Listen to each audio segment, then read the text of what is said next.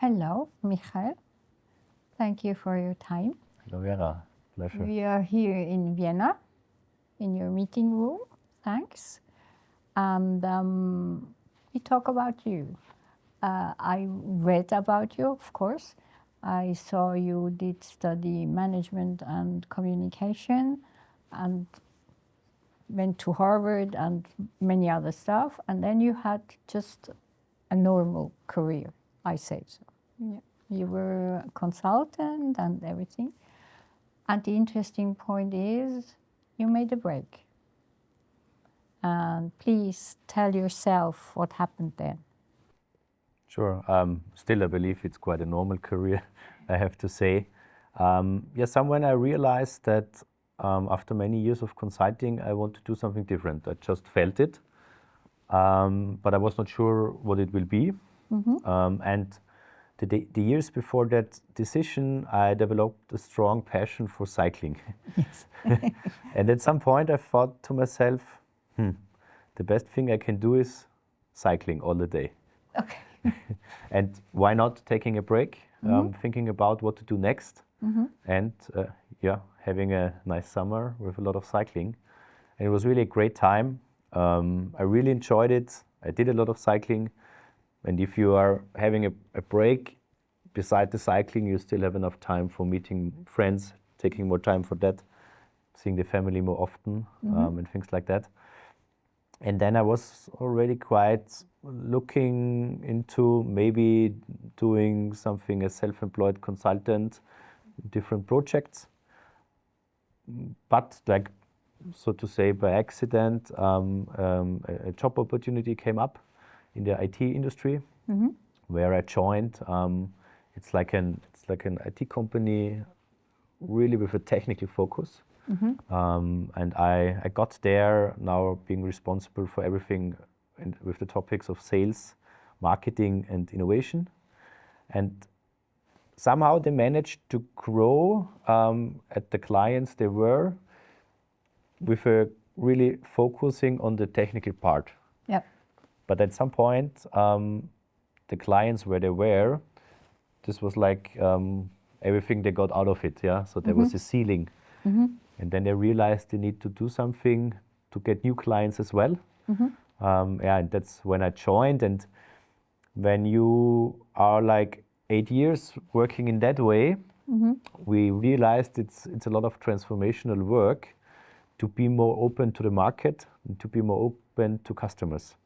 So to shift from focus on technique to also considering what are the customers thinking, what are the needs, the pains, how can a position look like so that we are known well, and we can be seen in the market for a certain topic. Yeah. And that's what I basically did now the last 2 years. I think we managed to do a few things here to get a new position. Our position is to modernize applications. So we do not only build applications for companies, but we also modernize them. We shifted from employer branding to market branding, so to say. So like the site we showed to the outside shifted a bit from how to get new employees to also how to get new clients. So this means you need to change a lot. And we managed to also do the transformational work, so our colleagues realize how important it is to go outside, to talk to new customers, to talk to potential customers, to talk to partners, and also trying to learn as much as we can from the outside world, not always sticking in our world. So that's basically what I did here. And beside to that, I still kept my plan of doing also work as self-employed consultant. This is where I do strategy consulting, sales consulting, innovation consulting. I also further developed my passion for cycling, and we set up a cycling network in Vienna Business Cycling, where we are already around 300 people. So it's about cycling and networking. Yep. And we always try to organize a route, and then we always have a pause, a break, And then we organize that everyone meets the other persons, so we get to know each other. Yeah. And we see that people really like it. We already have some inquiries or subsidiaries in other cities in Austria, but also in Germany already. Oh, yeah. So we really see that the concept is something that the people like. Yeah. And my baby, so to say, in terms of business, is now a startup I do together with a good friend of mine. He's surgeon, and we've got a platform where you have immersive content for robotic surgery. Yes. Easy, accessible. Yeah, and we really see that we solve a pain or a problem here for surgeons, and yeah. It's a training and learning platform. Yes. And you have a video library 3D. Exactly. You can access it in 2D as well, so that's really easy accessible for everyone, Yeah. for every surgeon who wants to prepare for a certain operation or for a certain surgery with the robotic assisted surgery. And what we solve is that currently you have quite a flat learning curve if you try to learn it via books or typically videos. And it's really hard to get good to have access to the tutors, so the people showing you how to do it. So they're really limited. And if we in Austria, in the hospitals, our surgeons want to train doing the surgery with the robotic, it's really hard for them to get to the people showing it to them. So we are an easy accessible option where you can instantly take a look at the 2D video, or if you want to have it immersive, then it's way better in terms of efficiency, how it gets into your brain. Much better. Yeah, you learn much better 4 times, it is said. Also, you remember it way better. It's a bit like our brain believes that we did it by ourselves and we experienced it by ourselves. Yeah. So that's like the difference watching a movie and doing it yourself. It's enormous difference. Yeah. And that you can look, you can watch the video with 3D goggles, and that's basically our product that we are selling to hospitals, to universities, and also to surgeons if they want to have it as well. Yeah, that has the advantages of the internet, 24/7 and Exactly. 100 times and repeating. Exactly. That's really good. And it's really reassuring. You never know when you are a patient, so it's reassuring that they can train before. Yes. Not Exactly.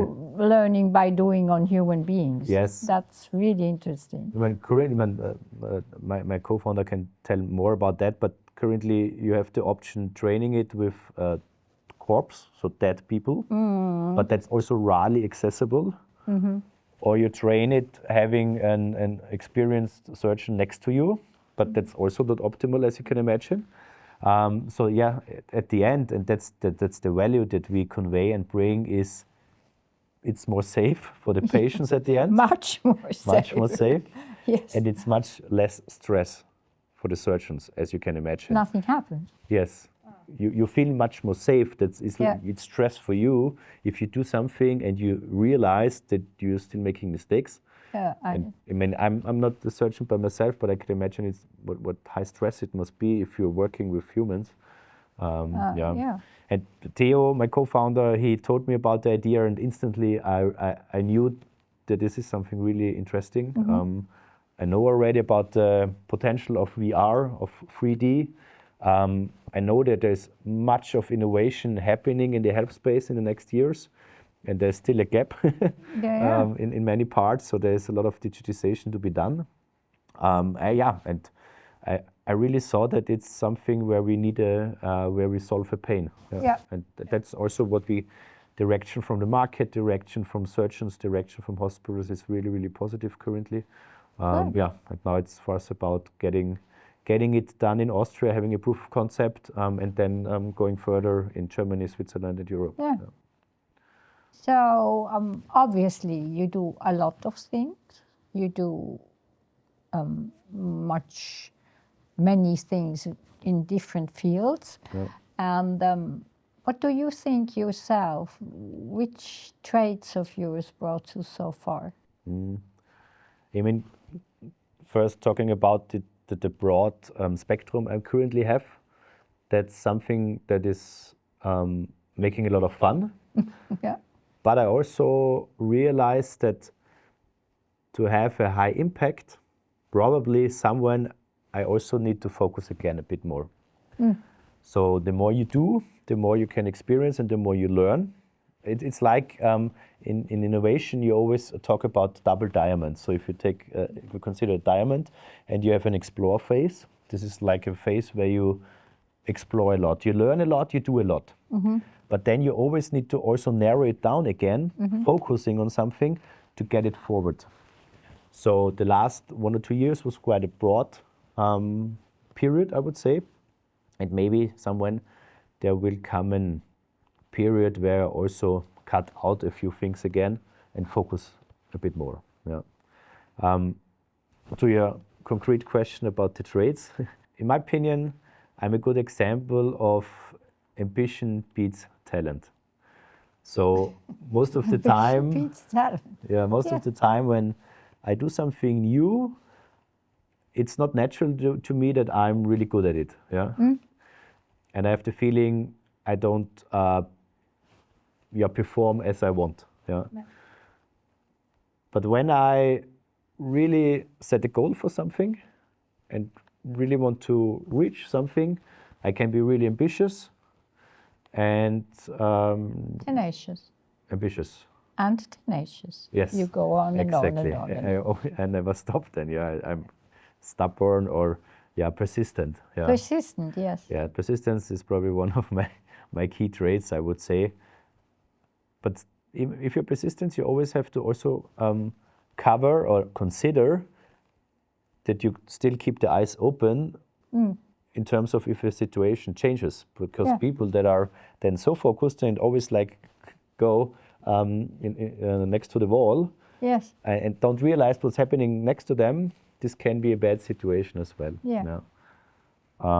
And I as a person work like I'm quite an extreme person. So my friends always say to me I'm like digital. Yeah, so there's always 0 or 1. It's always all or nothing. Yeah. And they joke about also like there are different versions of myself, so always develop then to another version. So then they say Michi 2.0 and Michi 3.0 when I change somehow how I live. And that's always happening because I live quite extreme until I realize that there are situations that don't make me happy, or that with that lifestyle I have, it's not sustainable for me anymore. Yeah. And then I somehow, at some point, I reflect or make a stop, and then I reflect for myself why it happened that way, and why I was not happy with this different situation. And I learned the most of situations that are painful, obviously, like I think most of the people. And then I always try to think about what can I keep from that lifestyle that I had, and what I will cross out so it's sustainable for me. Yeah. And it was always for me the thing, like if it was fitness, sports, career, private life, partying, different sports, I always try to see like where I can go and then I somehow see where my limits are for the moment, and then I always try to reflect like how important is it for me still. And many times you realize, okay, maybe it's not that important to just do that one thing. So then at the end, you have different blocks you build in your life, and you keep parts of it, and then I go on to another topic, to another period. And my mom always keeps saying she never knows what will happen to my life because I already changed so much since I'm living. And when I change, I'm always quite disciplined with that change, and then I'm completely different. Yeah. So always keeping something, but then there comes something new to it. Yeah, and I think that's maybe like how I became who I am right now. Yeah. Yeah, it works for you. Yes, for me. Yeah. You love to step out of comfort zone. Yes. Yeah. Just something new. Yeah. Now it's too comfortable. Let's change it. Yeah. And I'm a person. I like competition and I like to get better. Yeah. I love to get better actually. Yeah. So if it's personal, also like health, fitness, I try things all the time. Like what can I improve? but also professional-wise. Also in business, I like to also always have the numbers in front of me to also see like what works and what does not work. Yeah, get also feedback instant from the market, from the clients, and also see like what at the end really brings us success. Yeah, and this is really joy for me, seeing how I can improve. Yeah. Yeah, and it's curiosity, a new field. Yes. That's shift. Yeah. And it's also courage, because many people would like to change, but they have not the courage to change. Yeah. You just go ahead. Yes. And then it's a lot about the habits, actually, that Yeah. you develop, and that makes your life slowly, but every day a bit better. Yeah. Yeah. Yeah.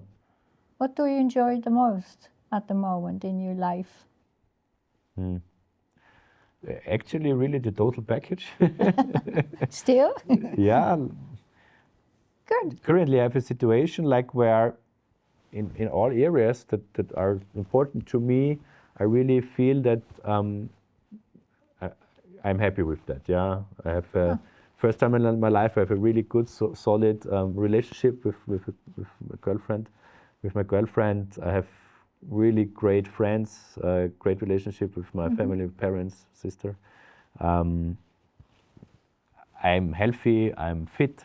Yeah. I live in the most livable city in the world. Business-wise, I can't complain. Still here I have the feeling it's just at the beginning, but that's also something that brings me joy, is always like if you have something ahead of you. Yeah. So if you have the feeling that there is something coming up, yeah, and that's currently what I feel. Yeah. But that's a great achievement. Who can say I'm happy? That's really good. Yeah, Amazing. can't complain. No, you can't complain, but you worked for it. It's not that it comes down from heaven. No. It's lots As of always, work. there were many periods in my life where I was not happy. And that's exactly the thing. At some point, I can be unlucky for a certain period of time, but then at some point, I start to think about, okay, what can I do to change that? You have to change. Yeah. You have a role model? Not directly. I really like to learn a lot from successful people. Yeah. And Puzzling together. Exactly, yeah. Yeah. Maybe if you would narrow it down to one person, I think it's really fascinating how Richard Branson is living his life. Yeah. So being successful business-wise, really having different sorts of businesses, and still always manage to keep his life and the joy in his life. Yeah. So if you read his biography, he's somehow picturing his days where he is doing some business stuff, let's say it like that, then connecting with his family, friends, maybe getting other new people to his island, so having some kind of network, doing sports, and then maybe having one cocktail or drink at the afternoon or in the evening. Yeah. That's really something, nice, I would say. Yeah. So if you manage to be ambitious, to really get things forward, but still also have also considering the other areas. Also keeping the prioritization on relationships, on the humans around you, and on the fun parts as well. So I think that's the mixture I want to have as well. Yeah. The balance. Yeah. For me, a person who is only successful in business, No. but is really losing ground on health, on relationship, on family and friends, etc. In my opinion, that's not success. That's not success. That's not success. And we are so happy in the country we're living here, and like in the society, in the age also. Business-wise, more success would not make my life so much more happier, to be honest. Yeah, I like it to grow, but I think you should not lose sight on the other things, because here there's a lot more to lose. Yeah, if you forget that. Yeah. What's your relationship with nature? You are a cyclist. Yes. So nature is just passing by very quickly. Yes, that's true. Yeah. But you are in nature. Yes, I absolutely. assume. I mean, these are really fascinating situations when you, for example, cycle along a coast where you see the sea and you feel the breeze from the sea and the wind. So that's what I really love. I'm also a person who really, really loves mountains. I love skiing since I'm a child. So that's something that gives me energy, and I really love it. Yeah, being outside and also having sports outside is always something different than if you go to the gym. I like going to the gym as well, but that's something really different. Yeah, really different. It gives you something different back if you're outside. So yes, that's important to me. Still, I have to say I'm a city person, so I really love to be in Vienna. It's not that I want to live somewhere far away on the mountain and have my life just there. So yeah, I think if you have both, that's the best thing that can happen. Be both. Yeah. You are also a speaker and a lecturer. So you try to put innovation into leadership, for example, and giving advice to how to go forward in a new way. Can you talk a little bit about this part of your life? Yeah. So in general, I like to learn for myself always. So I read a lot of books and listen to a lot of podcasts and stuff. And so that's the one thing. The other thing is I'm still working like a consultant. So that's like where I grew up business-wise. And I really like it to structurize content and think about how I can convey it to people. So how I can share it. I always also share good podcasts to my friends or to family. So I like to spread messages, and it's fun for me also to trying to explain certain situations or like how certain concepts work. I do that with the topic sales. So not only in our organization, but also for other organizations, I do something like sales enablement, sparring with people, like if they have certain situations, I like to discuss with them how we can go on. And I also really like to understand models that work in sales, for example, and how we can apply them to our daily work. That's the one thing. Another thing, I did a concept with two friends of mine. It's about how you can combine business and sports. Yeah. So we start here from the angle that due to current trends, the leadership nowadays changed, compared to the last decades, I would say. Everything is getting more chaotic, and for the current leadership level, like in our age, it's often the case that you have some old white men still in front of you or on the top, from a completely different time, working completely different. And then you've got the Gen Z, the young people joining us in the office or in the work sphere, also having complete different point of view, how they want to work. And we are somehow in the middle. So we still grew up like always just doing what we were told. And then there is coming a young generation who is also having certain aspirations, and want to do things differently. So, and I have the feeling that this somehow is a big struggle for many people in leadership. So this is where we're coming from. And then my hypothesis is, out of my personal experience, sports can help you a lot to be more resilient. Yes. Yeah. And we have this leadership training then also with an yoga teacher. She's then really doing a yoga class with you, so you experience on your own body what it changes if you do motion, if you do some sports, some kind of.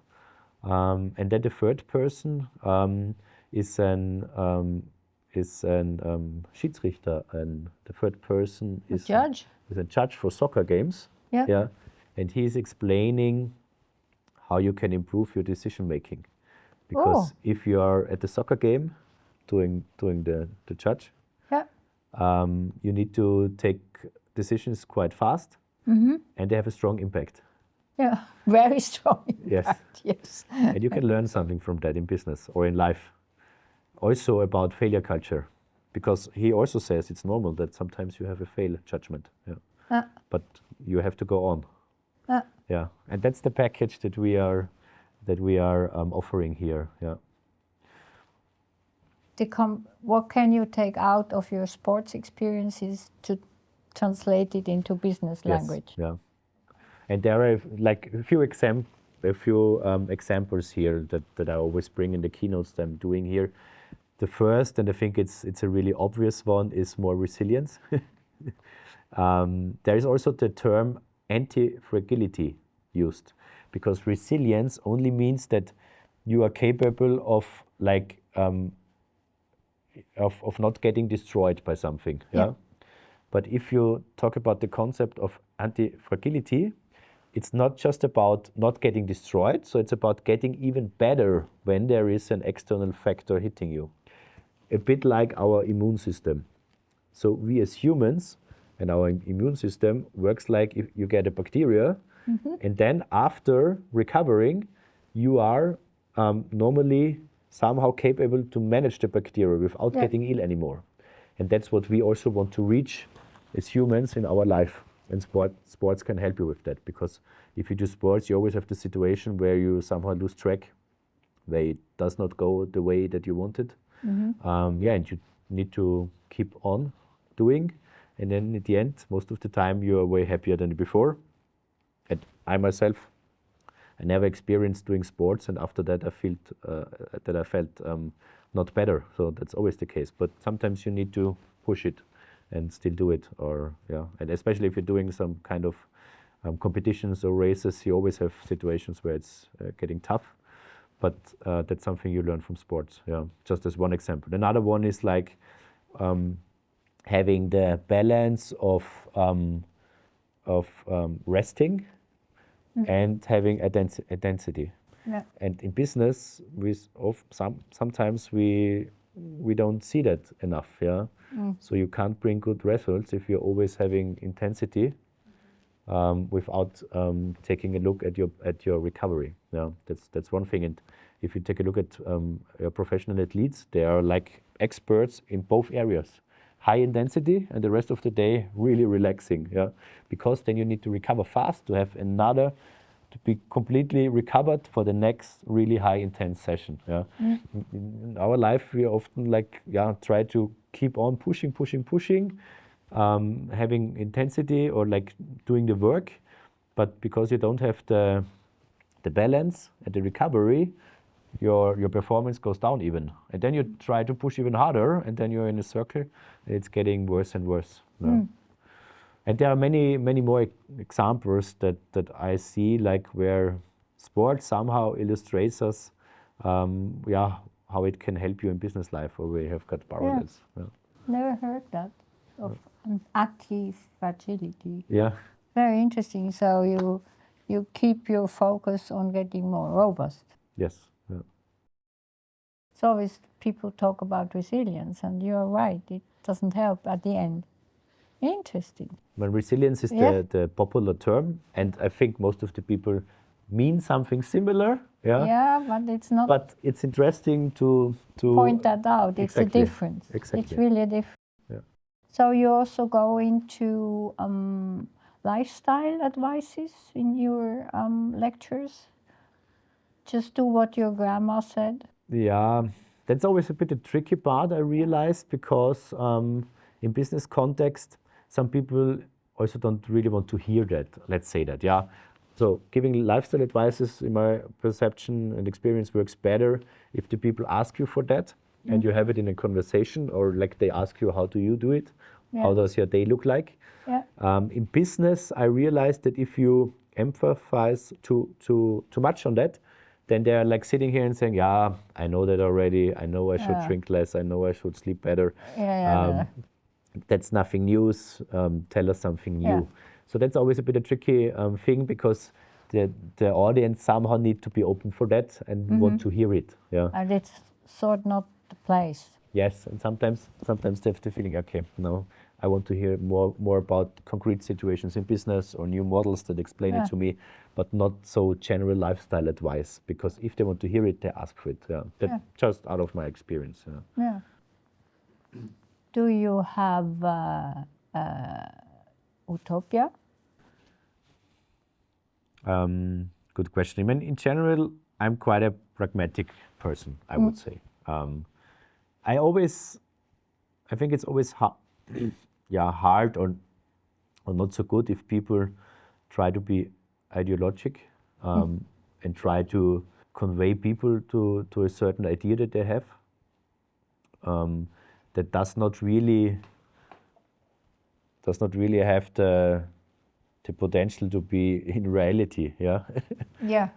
So I tried if you take a look at the really big global problems, you can get confused or even depressed. Yeah. So in my personal feeling, it's better to really focus on your area of interest and especially your area of impact. And impact for me is, I think, the most important thing, especially in business. So I want to have impact, but then it's important to having really in mind, like, what is the area where you can change something, where you can have impact. And rather doing those things right instead of always trying to talk about an utopia that is not happening if not anyone is doing something in that direction. Still, having said that, and I hope it's not an utopia, I think we, especially here in Europe, I really hope for us that in the next decades we still manage to keep our democratic system alive. To not have more of the warfares that we see currently. And there's a lot of change going on, like from a strong west to a strong east. And always in that times and periods, there's a lot of conflict because there's a time of sorting. And where the power is somehow distributed new. And this often leads to the conflicts that we are seeing right now. And then on top, you have also economically a shift. And if you take a look at German and how the discussions go there, it's also depressing. And we are strongly connected to Germany. And I think those are the things where I really hope that we also here, all of us, can focus on the things that we can do, where we have impact, and just go on and don't lose the faith. And the third thing for sure is that we also here try to solve the climate change, and also here that people are just doing it and not discussing too much about it. And always if you have discussions here too much ideologically, it does not work. So I think you just need to make solutions and bring them into the market, and they need to also be working also economically, not only ecologically, because otherwise it's not sustainable in terms of how it can be done for companies, because we're living in a capitalist system. So that's my utopia, but I hope it's not so much of an utopia, to be honest. But for example, interpersonal relationships,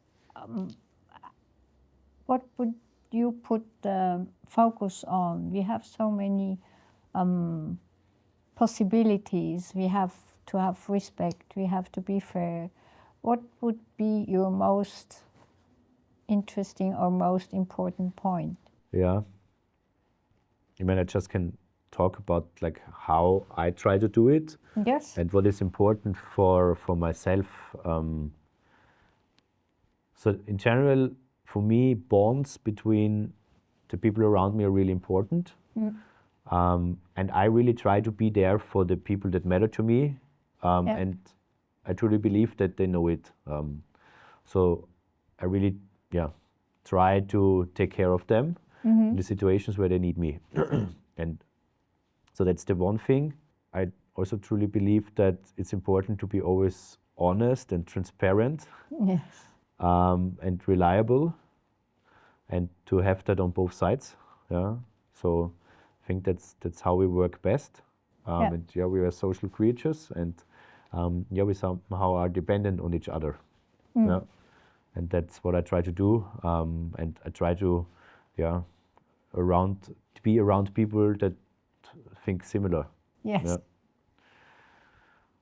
Yeah, and I mean, something that I also learned, which is, I think, really important from time to time, really try to step in the shoes of the others.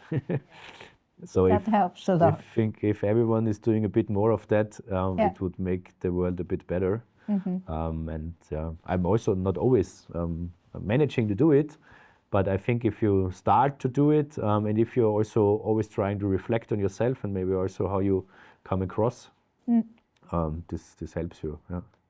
Nice. Yeah. That's a nice end of our talk. Thank you very much. Thank you. It was a pleasure. Thanks. Same here.